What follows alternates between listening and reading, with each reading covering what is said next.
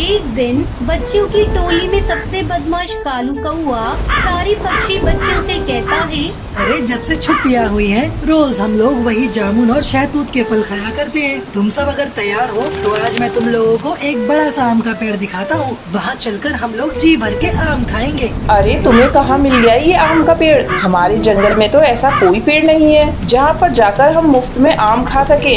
अरे तुम लोग चलो तो सही, वो पेड़ थोड़ा दूर जाकर है, लेकिन उस पर बहुत स्वादिष्ट और बड़े बड़े आम लगे हुए हैं। तुम उस जंगल के सुनसान इलाके में पड़ने वाले आम के पेड़ की बात तो नहीं कर रहे हो? ना बाबा ना, हम लोग वहाँ नहीं जाने वाले। मेरी माँ ने वहाँ जाने से मना किया है। अरे तुम तो हो ही डरपोक। अपने साथ साथ हमें क्यों डरा रही हो टुनटुनी चिड़िया? अरे तुम्हें नहीं चलना तो मत चलो, तुम यहाँ रहो और ये जामुन खाओ। हम तो उस पेड़ पर आम खाने जा रहे हैं।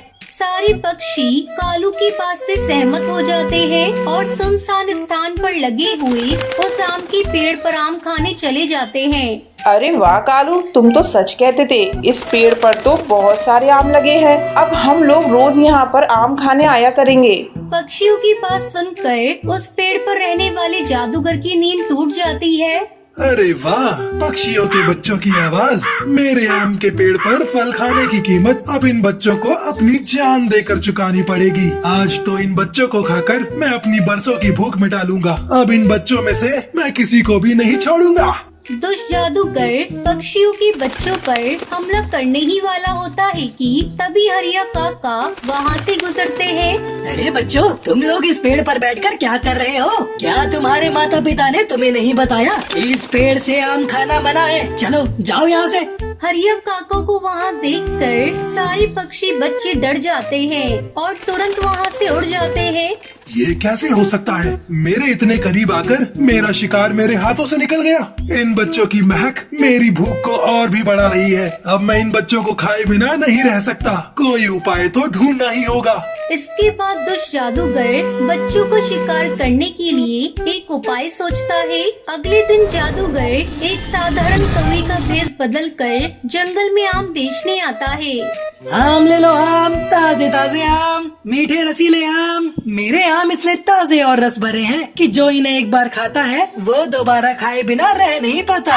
आम बेचने वाले कौवे की आवाज सुनकर सबसे पहले बंटी कबूतर बाहर निकलता है। अरे आम बेचने वाले, तुम्हारे आम तो वाकई बहुत बड़े और रसीले लग रहे हैं। ऐसा लगता है जैसे तुम उसी पेड़ से तोड़कर ये पीले आम लाए हो। बंटी कबूतर उस जादूगर की बातों में आ जाता है और जैसे ही वो उस आम को खाता है वो जादूगर के वश में आ जाता है। एक शिकार का इंतजाम तो हो गया, बाकी के शिकार को और ढूंढना है। मैं किसी को भी नहीं छोड़ूंगा। तुम सबको चुन चुन के अपने आम के पेड़ पर ले जाऊंगा। इसके बाद बंटी कबूतर सम्मोहित होकर खुद ही उस आम के पेड़ के पास जाने लगता है। थोड़ी दूर जाने पर इससे पहले कि कोई और पक्षी मुझे देखे, जल्दी जल्दी उन बच्चों को ये आम खिला देता हूँ और पकड़कर अपने पेड़ पर ले जाता हूँ। तभी जादूगर को टुनटुनी चिड़िया अपने घर के बाहर खेलती हुई दिखाई पड़ती है। अरे आओ आओ छोटी चिड़िया, तुम्हें भी आम बहुत पसंद है ना? लो मेरे आम खाकर देखो। नहीं नहीं, मेरे पास आम खरीदने के लिए पैसे नहीं है। मुझे तुम्हारे आम नहीं चाहिए। तुम्हारे जैसे छोटे छोटे बच्चों को मैं मुफ्त में आम देता हूँ। मैं तुमसे पैसे नहीं लूंगा। आओ मेरे पास, आम देखो कैसा है। नहीं, मैंने कहा ना, मुझे आम नहीं चाहिए। मेरी माँ ने अजनबी पक्षियों से कुछ भी लेने को मना किया है। बड़ी जिद्दी है ये चिड़िया, लगता है ऐसे नहीं मानेगी। इतना कहकर वो अपने जादूगर रूप में आ जाता है। मैंने कहा ना, जल्दी से आम खा ले। खा जल्दी से, जल्दी खा। जादूगर जबरदस्ती टुनटुनी चिड़िया के मुंह में आम का टुकड़ा डाल देता है, जिसके बाद वो भी सम्मोहित होकर वहाँ से आम के पेड़ की ओर उड़ जाती है। इसी तरह वो दुष्ट जादूगर बारी बारी से जंगल के सभी पक्षियों को वश में करके अपने आम के पेड़ पर ले जाता है। कुछ देर बाद जंगल में अपने बच्चों को गायब पाकर सारे पक्षी रोने लगते हैं। अरे देखो पक्षियों, एक साथ इतने सारे बच्चों के गायब होने के पीछे जरूर कोई बड़ी वजह है। आज दोपहर को मैंने एक आम बेचने वाले को देखा भी था, जो बच्चों को मुफ्त में आम बांट रहा था। अब मुझे लगता है उस आम बेचने वाले जादूगर के आने के बाद से ही बच्चे गायब हुए हैं।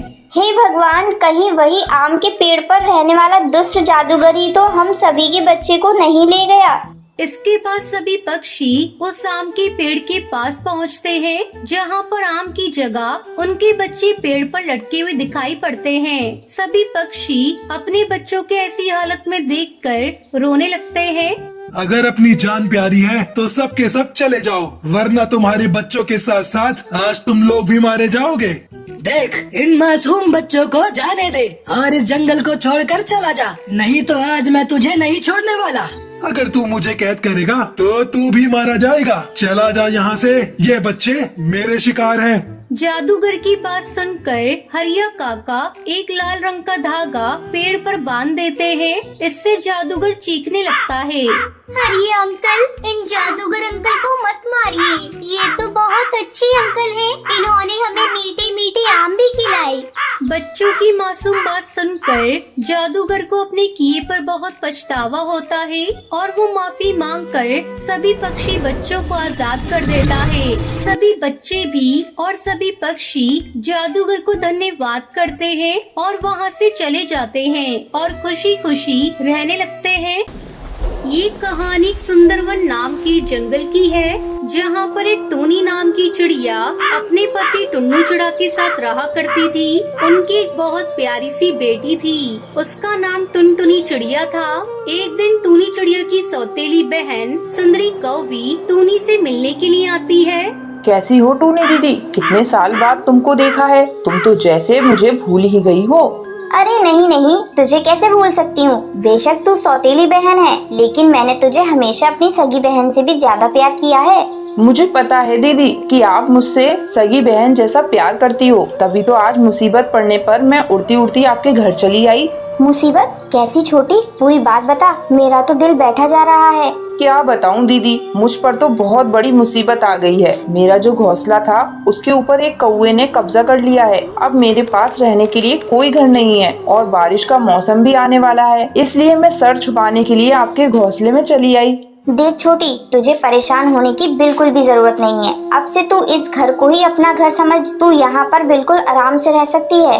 टूनी चिड़िया स्वभाव से बहुत ही सीधी सादी थी, इसलिए वो सुंदरी के झूठे आंसू और उसकी चालाकी को समझ नहीं पाती है। कुछ ही दिनों के बाद टुन्नू जी, मैं देख रही हूँ कि आजकल आपका बाहर काम में मन नहीं लगता है। आप बस घर पर रुकने के बहाने ढूंढा करते हैं। अगर ऐसे ही चलता रहा तो घर का खर्च कैसे चलेगा? हमारी बेटी की स्कूल फीस और बाकी के खर्चों का क्या होगा?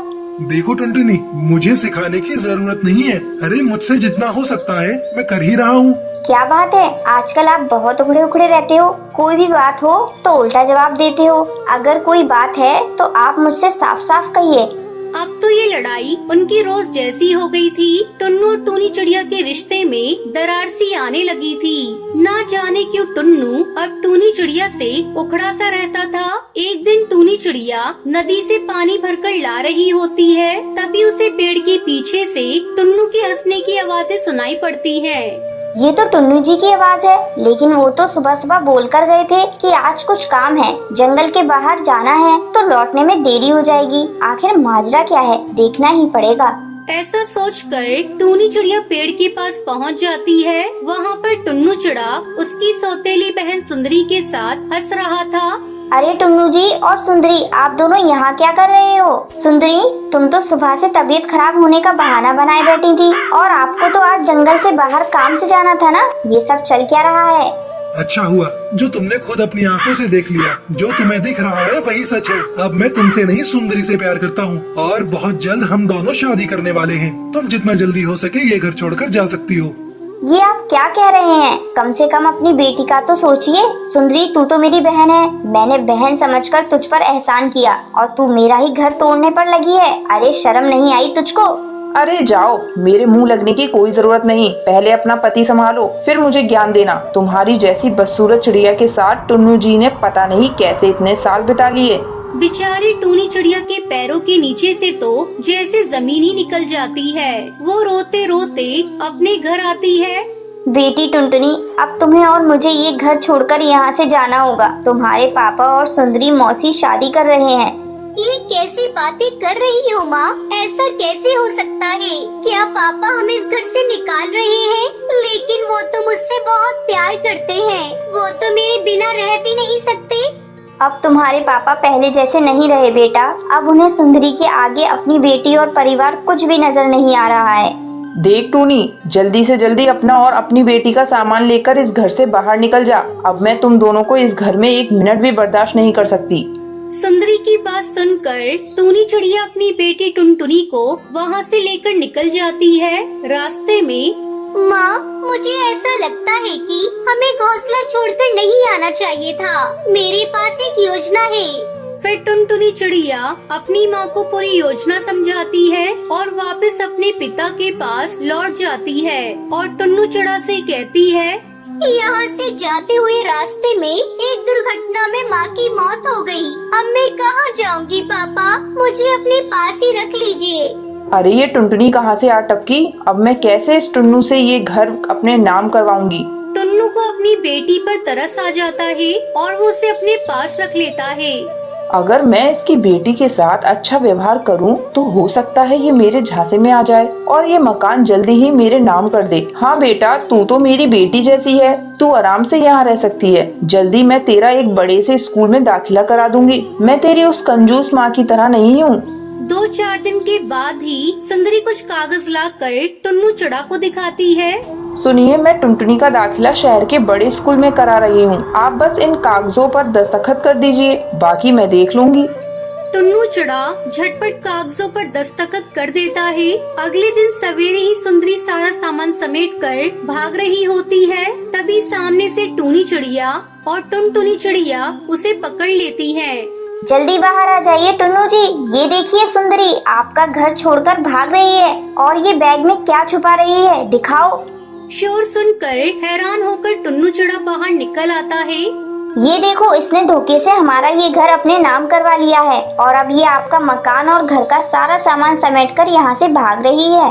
ये क्या कर रही हो सुंदरी? अरे मैंने तो तुम्हें क्या समझा और तुम क्या निकली? और टूनी, तुम जिंदा हो? अरे मुझे लगा था कि तुम मर गई हो। इस धोखेबाज सुंदरी के चक्कर में मैंने तुम्हारा कितना अपमान किया। हो सके तो मुझे माफ कर दो। मैं जानती थी ये सारा जाल इस धोखेबाज सुंदरी का ही फैलाया हुआ है, इसलिए मैंने और टुनटुनी ने मिलकर ही ये सब योजना बनाई थी ताकि हम इसे रंगे हाथ पकड़ सकें। फिर टूनी चिड़िया अपने पति टुन्नू चिड़ा को माफ कर देती है और वो सब साथ में खुशी खुशी रहने लगते हैं।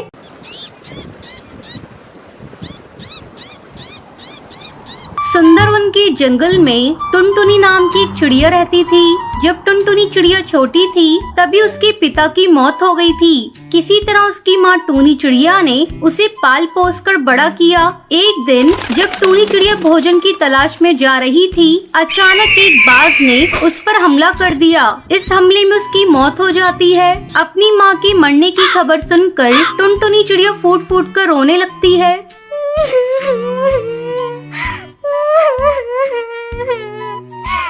माँ, तुम मुझे छोड़कर क्यों चली गई? पापा तो पहले से ही छोड़कर चले गए थे। आज तुम भी मुझे छोड़कर चली गई। मैं किसके सहारे अब जीऊंगी?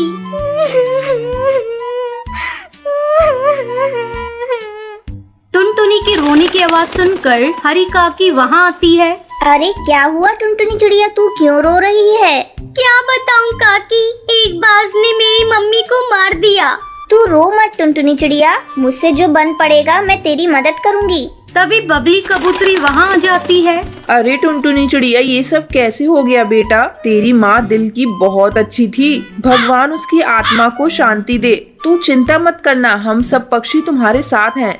बबली कबूतरी टुनटुनी चिड़िया को समझाकर वहाँ से चली जाती है। इस तरह दिन गुजरने लगते हैं। पड़ोसी पक्षी जो कुछ भी लाकर टुनटुनी चिड़िया को दे देते थे, टुनटुनी चिड़िया उसी को खाकर अपना पेट भरती थी। धीरे धीरे पड़ोसी पक्षियों ने खाना देना बंद कर दिया। एक दिन टुनटुनी चिड़िया भूख से बेहाल थी। क्या करूं? कुछ समझ में नहीं आ रहा है। भूख भी बहुत जोरों से लग रही है। 2 दिनों से हरी काकी काकी ने भी मुझे खाने को कुछ भी नहीं दिया। घर में भी खाने को कुछ भी नहीं है। लगता है अब मुझे खुद अपने खाने का इंतजाम करना होगा। ऐसा सोचकर टुनटुनी चिड़िया घोंसले से बाहर निकलती है और भोजन की तलाश में जाने लगती है। रास्ते में उसे एक भोजन की दुकान दिखाई देती है। वो तुरंत उस दुकान पर जाती है। बंटी भैया, मुझे बहुत जोरों से भूख लगी है, कुछ खाने को दे दो। चल निकाल पैसे, मैं तुझे खाने को देता हूँ। नहीं भैया, मेरे पास पैसे नहीं है। है? तेरे पास पैसे नहीं है? चल भाग यहाँ से। जेब में पैसे नहीं है और खाना खाने चली आई है। मैंने फ्री का धर्मशाला नहीं खोल रखा है जो तुझे फ्री में खिलाऊंगा। टुनटुनी चिड़िया रोती हुई वहाँ से चली जाती है। बिना पैसों के लगता है कोई मुझे खाना नहीं देगा। अब तो मुझे भीख ही मांगनी पड़ेगी। ऐसा सोचकर टुनटुनी चिड़िया भीख मांगने लगती है। भगवान के नाम पर मुझे कुछ भीख दे दो, मुझे बहुत जोरों से भूख लगी है। लेकिन टुनटुनी चिड़िया को कोई भीख नहीं दे रहा था। तभी कड़कनाथ सेठ का बेटा कालू कौआ वहाँ से गुजर रहा था। उसने जब टुनटुनी चिड़िया को भीख मांगते हुए देखा तो वो रुक जाता है। साहब, कुछ भीख दे दीजिए, मुझे बहुत जोरों से भूख लगी है।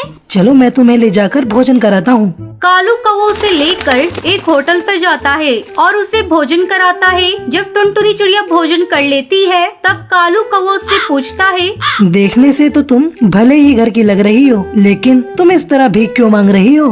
क्या बताऊं, मेरे मम्मी पापा दोनों मर चुके हैं। मैं एक अनाथ चिड़िया हूँ, भूख से तड़प रही थी, इसलिए भीख मांग रही थी। कालू कौवा टुनटुनी चिड़िया की खूबसूरती पर फिदा हो जाता है।